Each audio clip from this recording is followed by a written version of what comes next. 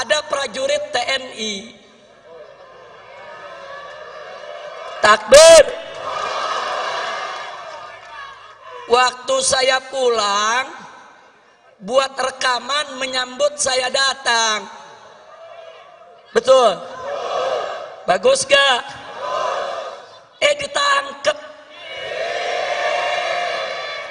Diborgol. Di penjara.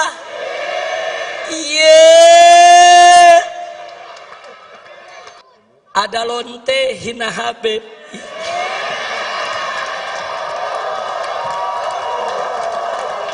Pusing. Ampe lonte ikut-ikutan ngomong.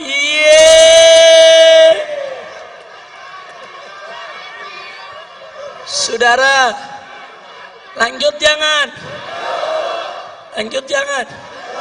Ya lu jangan berisik dong. Saya nggak marah, cuman ada umat yang marah, ngancam mengepung lonte. Polisi kalang kabut jagain lonte. Iya. Subhanallah walhamdulillah wa la ilaha illallah. Assalamualaikum warahmatullahi wabarakatuh.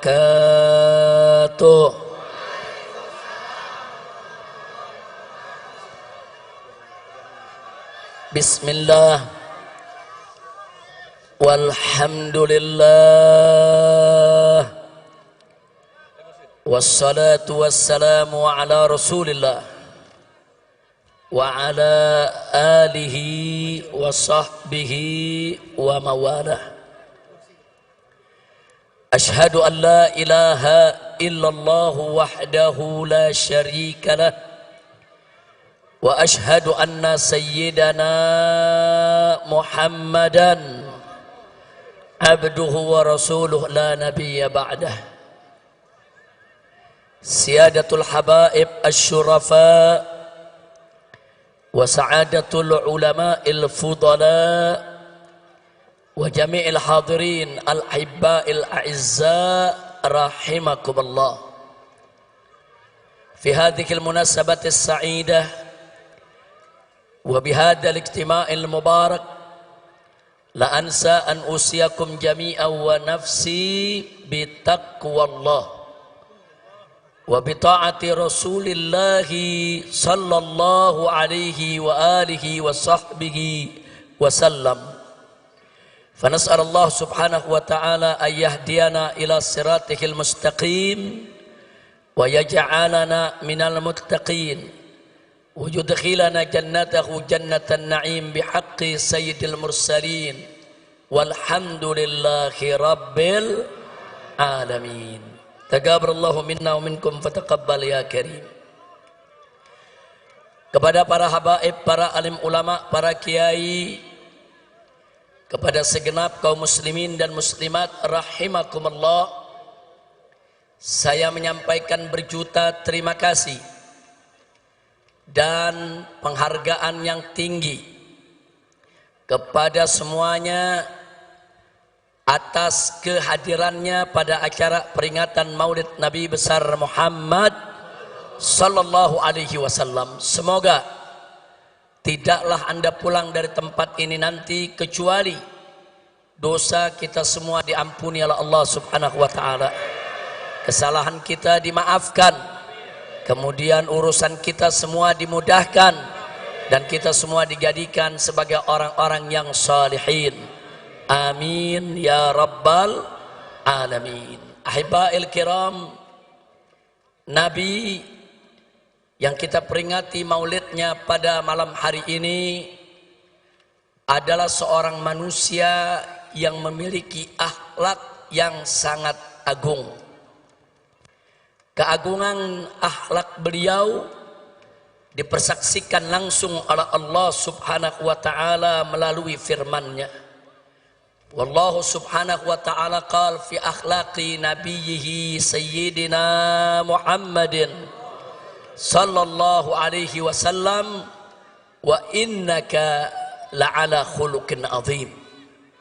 Sesungguhnya engkau wahai Rasul, sesungguhnya engkau wahai Nabi, la'ala, betul-betul, sungguh-sungguh berada di atas khuluqin azim, akhlak yang agung. Artinya Nabi alaihi salatu wassalam memiliki akhlak yang sempurna, akhlak yang sangat mulia, akhlak yang teramat agung. Itulah Nabi kita Sayyiduna Muhammad sallallahu alaihi wasallam. Untuk menggambarkan keagungan akhlak Nabi, saudara, kita tidak akan pernah mampu untuk memaparkannya secara tuntas. 1 jam ceramah tidak akan pernah cukup. 1 tahun pun kita jelaskan tidak akan pernah habis. Seumur hidup kita sekalipun tidak akan pernah ada kesudahannya untuk menggambarkan kesempurnaan keagungan akhlak Nabi Muhammad sallallahu alaihi wasallam. Kenapa? Saking sempurnanya, saking agungnya. Namun sungguh pun begitu, ada satu ungkapan yang teramat indah di dalam menggambarkan keagungan akhlak Nabi. Kalimat tersebut diucapkan oleh istri Nabi tercinta Sayyidatuna Aisyah radhiyallahu taala anha. Tatkala beliau ditanya oleh seorang tabi'in, "Ya ummal mukminin, wahai ibu orang yang beriman, kaifa kana khuluqun Nabi sallallahu alaihi wasallam?" Bagaimana sih sebetulnya akhlak Nabi? Ini pertanyaannya, saudara.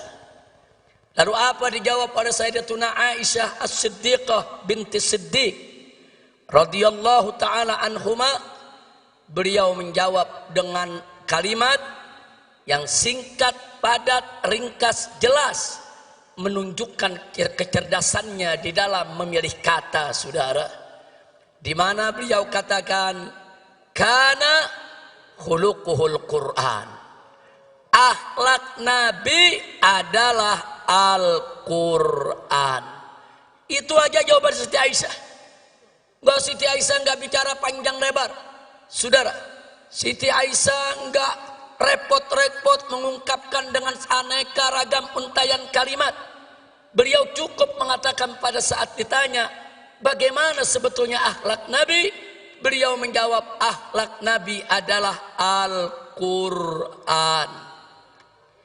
Artinya, saudara, kalau kita ingin bicara akhlak Nabi, kemana Al-Quran menuntun, kesanalah Nabi kita berjalan, saudara. Bagaimana Al-Quran itu mengatur, itulah yang dilakukan oleh Nabi, saudara. Dan bagaimana Al-Quran itu menentukan jalan hidup, begitulah jalan hidup Nabi kita Sayyiduna Muhammad sallallahu alaihi wasallam.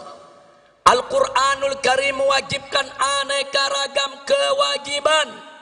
Demi Allah, tak satu pun kewajiban pernah ditinggalkan oleh Nabi alaihi salatu wassalam. Al-Quranul Karim mengharamkan aneka ragam di Muhammad sallallahu alaihi wasallam. Oleh karenanya, saudara, bicara tentang revolusi akhlak berarti bicara suatu revolusi yang mengikuti jalan hidup Nabi Muhammad sallallahu alaihi wasallam. Bicara tentang revolusi akhlak berarti bicara tentang satu revolusi yang berdiri tegak di atas Al-Quran dan sunnah Nabi kita Sayyiduna Muhammad sallallahu alaihi wa alihi wa sahbihi wasallam. Nah, kenapa pada kesempatan ini kita mengingatkan tentang revolusi akhlak, saudara? Sebab Nabi kita tidaklah diutus kecuali untuk menyempurnakan akhlak. Nabi yang bersabda dalam satu hadisnya, au kama qala Nabi sallallahu alaihi wasallam, Innama bu'ithu liutammima makarimal akhlak. Innama dalam bahasa Arab adatun min adawatil hasr, yaitu suatu kata yang biasa digunakan untuk pembatasan, saudara. Innama kalau diterjemahkan dalam bahasa Indonesia, sesungguhnya hanya. Sesungguhnya hanya. Jadi kalau Nabi mengatakan innama bu'ithu, sesungguhnya aku ini diutus hanya untuk apa? Liutammima makarimal akhlak, untuk menyempurnakan kemuliaan akhlak. Jadi saudara, ajaran Nabi alaihi salatu wassalam berdiri atas dasar akhlak. Ajaran Nabi alaihi salatu wassalam baik dalam konteks ibadat maupun muamalat, semua berdiri atas dasar akhlak. Karena itu kewajiban semua umat Islam dalam setiap aspek kehidupannya senantiasa berdiri atas dasar akhlak, saudara. Makanya aneh sekali, hari ini saya mendengar pernyataan dari seorang pejabat tinggi, saudara. Hari ini, saudara, saya mendengar pernyataan dari seorang pejabat tinggi yang mengatakan, saudara, agama tidak mengatur negara. Inna lillahi wa inna ilaihi raji'un. Saudara, orang yang berprinsip agama tidak mengatur negara, saudara, ini datang dari pemikiran liberal atau datang dari pemikiran ateis. Pemikiran liberal adalah mereka-mereka yang ingin membebaskan diri mereka dari ikatan agama. Sedangkan pemikiran ateis, saudara, mereka-mereka yang ingin mengatur kehidupannya tanpa ada ikatan kepercayaan kepada Tuhan, saudara. Dan ini sangat berbahaya di negara kesatuan Republik Indonesia yang berdasarkan ketuhanan yang Maha Esa, sebagaimana tertera dalam konstitusi negara, Undang-Undang Dasar 1945 pasal 29 ayat 1, bahwa negara Republik Indonesia berdasarkan ketuhanan yang Maha Esa. Jadi para founding father itu para pendiri bangsa, dari sejak awal kemerdekaan kita sudah menetapkan bahwa Indonesia berdasarkan tauhid. Indonesia berdasarkan tauhid, berdasarkan ketuhanan yang Maha Esa, yang oleh karenanya setiap kebijakan dalam negara kesatuan Republik Indonesia tidak boleh lepas dari nilai-nilai luhur ketuhanan yang Maha Esa. Sehingga setiap kebijakan apa saja di dalam pengelolaan negara Republik Indonesia tetap harus mengacu kepada ajaran agama, sehingga semua kebijakan di dalam pengelolaan negara Republik Indonesia harus berdiri atas dasar akhlak, saudara. Takbir. Jadi kalau ada pejabat tinggi mengatakan agama tidak boleh mengatur negara, jadi negara mau diatur pakai apa? Mau jadi negara PKI, mau jadi negara ateis, mau jadi negara setan, mau jadi negara iblis. Maka itu saya tanya semua saudara, dasar negara kita apa? Ketuhanan. Ketuhanan yang Maha Esa itu, saudara, adalah dasar tauhid. Apa kalimat tauhid kita? Semuanya la ilaha illallah. Lagi. Sekali lagi.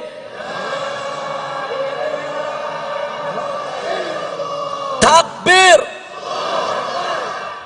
Nah, jadi kita mau ingatkan dari mulai presiden dan para menterinya sampai pejabat yang di bawah, ingat, Indonesia adalah negara tauhid. Sekali lagi kita ingatkan kepada mereka, Indonesia adalah negara tauhid, negara berdasarkan ketuhanan yang Maha Esa, sesuai apa yang tertera dalam Undang-Undang Dasar 18 Agustus 1945 pasal 29 ayat 1 yang berbunyi negara Republik Indonesia berdasarkan ketuhanan yang Maha Esa. Jadi kalau kalian ingin menyingkirkan ajaran agama, ingin menyingkirkan aturan agama, ingin menyingkirkan ajaran Islam dari pengelolaan negara, berarti kalian ingin mengangkangi konstitusi, ingin menghancurkan negara ini dan ingin menghancurkan dasar negara. Betul? Maka itu saya mau tanya, siap jaga ketuhanan yang Maha Esa?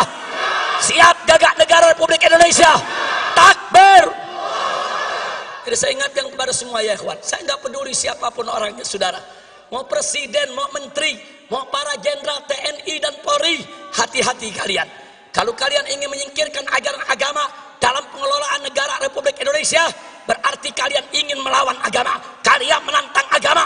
Demi Allah, kami tidak akan mundur walaupun selangkah, saudara. Takbir, takbir, takbir. Nah baiklah, jadi saya mau garis bawahi, ucapan agama tidak boleh ngatur negara, itu ucapan nggak punya akhlak, nggak punya akhlak. Betul? Betul?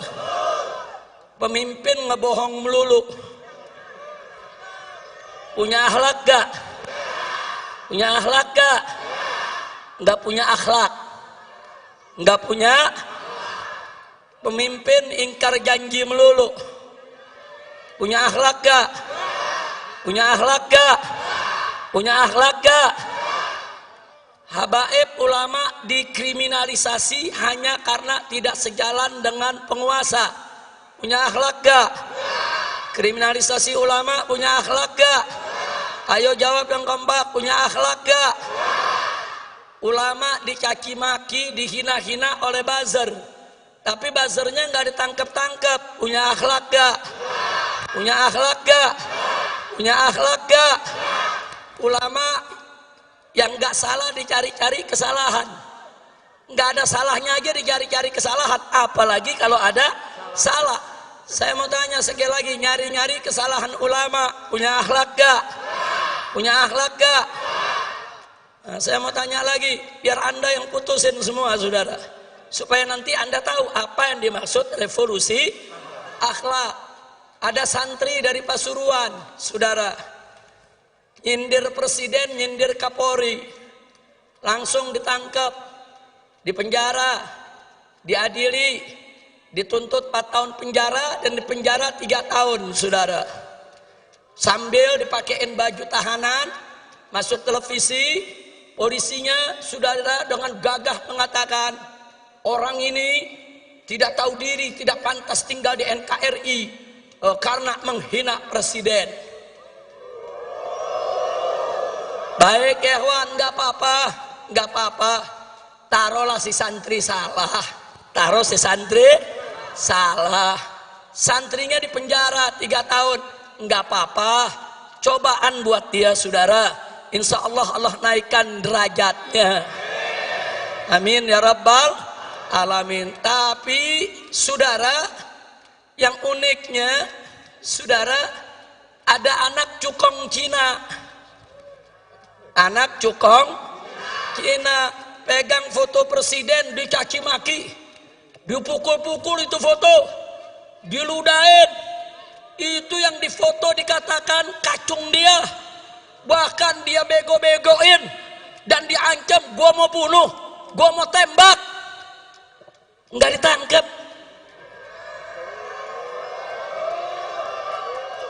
Saya tanya, punya akhlak gak? Ini negara saudara yang mimpin.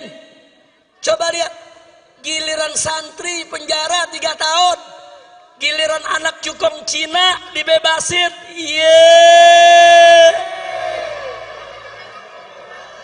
Saya jadi ingat sama lagi nih. Saya tanya, kacau gak? Kacau gak? Santri nyindir presiden penjara 3 tahun, anak cukong Cina hina presiden, ngancem bunuh presiden, dibebasin.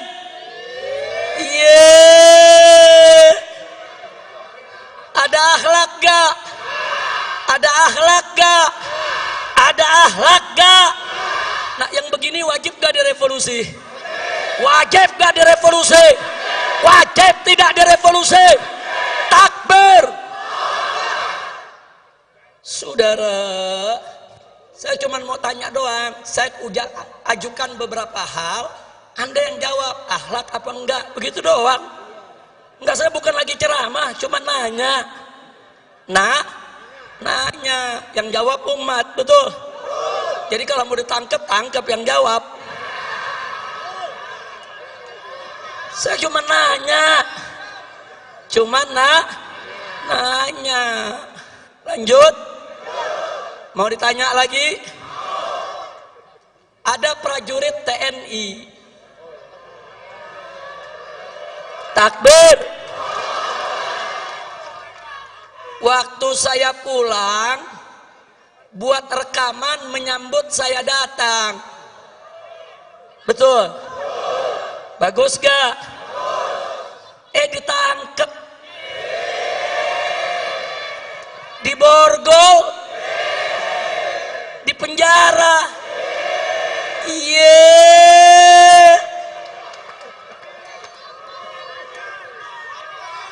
Baik, katanya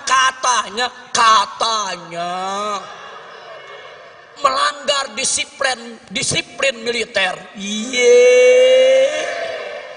Katanya tidak sesuai Sabta Marga. Unyil. Saya kenapa di sini jadi inget unyil lagi ya? Udah lama lupa, Beb. Udah 3,5 tahun nggak ceramah. Ingat unyil, ingat Lanjut. Perhatikan baik-baik. Seorang prajurit TNI menyambut kepulangan seorang Habib, diborgol, ditangkap, dipenjara. Yang menarik, cukong Cina lagi. Cukong Cina, saudara, digotong-gotong, dibopong-bopong sama prajurit-prajurit Brimob. Digotong-gotong. Ini Cina pakai nama Datuk Tahir. Jadi orang kalau dengar namanya kan nggak tahu dia Cina. Datuk Tahir dari Mayapada, saudara. Ini cukong Cina digotong-gotong, dibombong-bombong rame-rame oleh para prajurit Brimob. Nggak ada masalah, saudara. Lalu kenapa ada prajurit TNI sekedar mengucapkan selamat datang kok harus ditahan? Kurang ajar. Betul? Maka itu saya mau tanya, itu yang begitu-begitu ada akhlak gak? Ada akhlak gak? Prajurit TNI cinta sama Habib, bagus gak? Ditahan. Saya tanya, ada akhlak gak? Ada akhlak gak? Cukong Cina digotong-gotong sama prajurit Brimob, berakhlak tidak? Berakhlak tidak? Giliran cukong dibopong-bopong, saudara, dianggap nggak melanggar disiplin. Tapi giliran ada prajurit TNI cinta sama ulama, langsung main pegang, main tahan, main borgol. Kurang ajar, tidak punya akhlak. Betul.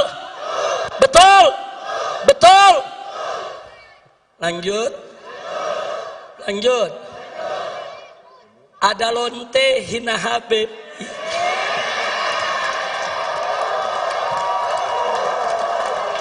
Pusing. Ampe lonte ikut-ikutan ngomong.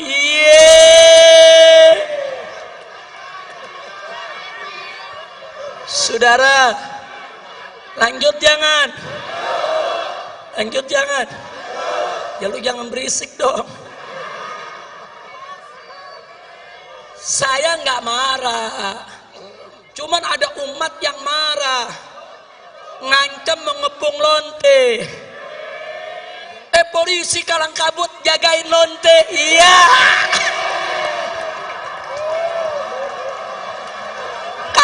Kacau. Lonte hina Habib dijaga polisi.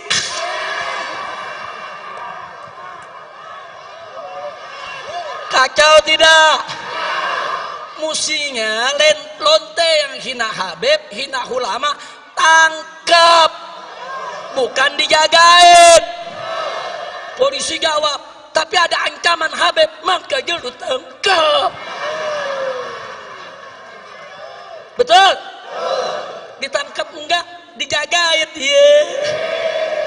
Jangan-jangan minta jatah kali.